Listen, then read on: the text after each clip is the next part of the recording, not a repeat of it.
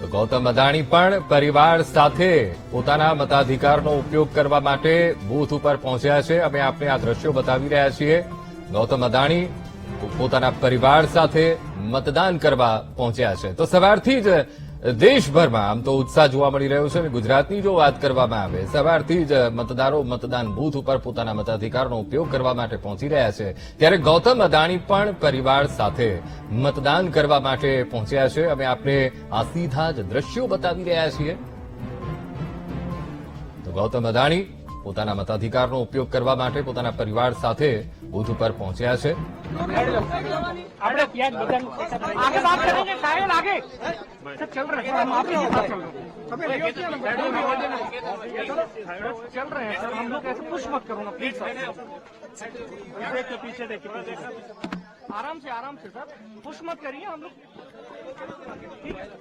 ગૌતમ અદાણી જે પોતાના પરિવાર સાથે મતદાન કરવા માટે પહોંચ્યા છે. અમે આપને આ સીધા જ દ્રશ્યો બતાવી રહ્યા છીએ. ગૌતમ અદાણી એમનો પરિવાર દેખાઈ રહ્યો છે અને મતાધિકારનો ઉપયોગ કરવા માટે બૂથ ઉપર પહોંચ્યા છે.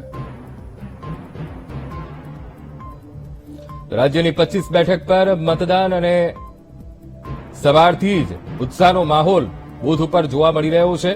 તો સૌરાષ્ટ્ર કચ્છની 8 બેઠક પર જો મતદાનની વાત કરવામાં આવે તો ત્યાં પણ સવારથી જ એક માહોલ જોવા મળી રહ્યો છે. ત્યારે કયા મુદ્દાઓને જોઈને મતદાર પોતાના મતાધિકારનો ઉપયોગ કરશે એ તો જ્યારે રિઝલ્ટ આવશે ત્યારબાદ જ ખબર પડશે. ત્યારે આ સીધા જ દ્રશ્યો ગૌતમ અદાણી અને પ્રીતિ અદાણી મતાધિકારનો ઉપયોગ કરવા માટે બૂથ ઉપર પહોંચ્યા છે. ગૌતમ અદાણીએ પરિવાર સાથે મતદાન કર્યું છે. હવે આપણે આ સીધા જ દ્રશ્યો બતાવી રહ્યા છીએ.